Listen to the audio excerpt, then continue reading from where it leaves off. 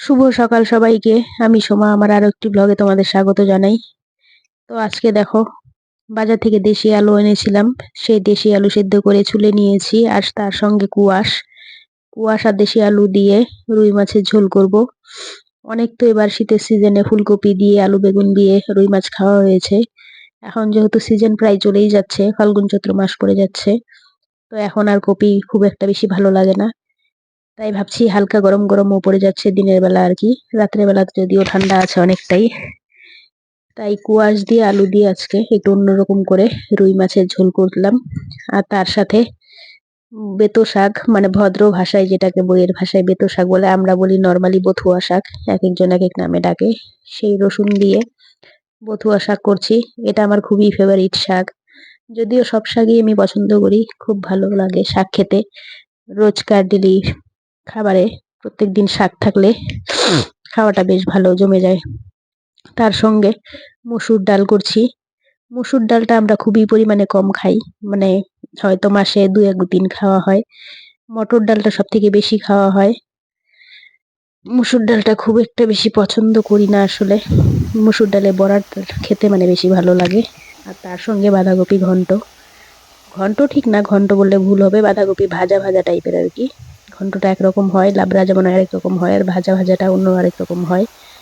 তো যেটা বলছিলাম আর কি, যে বাঁধাকপির সিজন প্রায় এই সময় একটু সেদ্ধও কম হয়, আগের মতো সেরকম খুব একটা হয় না। যদিও সেদ্ধ করার অনেক রকম প্রসেস থাকে, সেইভাবে করলে হয়ই, কিন্তু ভাজা ভাজার টেস্টটা আলাদা। পাঁচফোড়ন ফোড়ন দিয়ে করলে সেটা বেশ ভালোই লাগে। এরপর দেখো, দুপুরে রান্না বান্না কমপ্লিট করে খাওয়া দাওয়া করে সন্ধ্যাবেলা বাজারে চলে এসেছি। তো বাজারে এসেছি কিছু মানে বাজার করার জন্য, খুব বেশি কিছু না। বাজার থেকে এই কই মাছগুলো কিনেছি। অনেক দিন থেকে বাজারে খুঁজছিলাম লোকাল কই মাছ, তো পাওয়া যাচ্ছিল না সেরকম। বাজারে চালানি মাছই বেশিরভাগ ভর্তি থাকে, নানান রকম। তো চালানি মাছ, তো যেহেতু মেয়ের পরীক্ষা, ভাবছিলাম একটু জিওল মাছ খাওয়ালে ভালোই আর কি হয়। তো কই মাছটা অনেকদিন থেকেই বলছে যে মা, বাজারে দেখো তো কই মাছ পেলে তেল কই খাবো। তো অনেকদিন থেকে খোঁজ করছি, মানে পছন্দ মতো পাচ্ছিলাম না। তারপর অবশেষে আজকে পেলাম। তো কই মাছ অনেকগুলোই ছিল, মোটামুটি বলতে পারেন কিছুটা কম দামেও পেয়ে গেছি, যেহেতু রাতের বেলা গেছি। অনেকগুলো মাছ নিয়ে এসেছি। তো এখন তার থেকে অল্প কিছু মাছ তুলে কেটে বেছে ধুয়ে রান্না করব, কারণ আগামী কালকে থেকে মেয়ের এক্সাম শুরু হবে। তো সকালবেলা এত সকালে উঠে তো মাছ কেটে রান্না করা সম্ভব নয়। সেই কারণেই ভাবছি যে কাজটা কিছুটা এগিয়ে রাখি। তাই কতগুলো মাছ তুলে, আর এই মাছগুলো কাটতে না খুবই ভয় করে। এর আগে তো আমি খুব বেশি একটা এইসব মাছ কাটতাম না, মাই কেটে দিত, যেহেতু এখন মা বাড়িতে নেই সেই কারণে আমাকেই করতে হবে। তাই ভাবলাম দেরি করে আর লাভ নেই। আর সকালবেলা যে কুয়াশা পড়ে থাকে এত ঠান্ডার মধ্যে, মাছ কেটে বেছে রান্না করা, তারপর যাওয়া সম্ভব হয়ে উঠবে না। এখন ঘুম থেকে উঠতে উঠতে অনেকটা দেরি হয়ে যায়, যদিও সকাল সকাল আমাকে উঠতে হবে, কিন্তু চিন্তা করলাম শীতের দিন যেহেতু, তরকারি করে রাখলে মানে নষ্ট হবে না।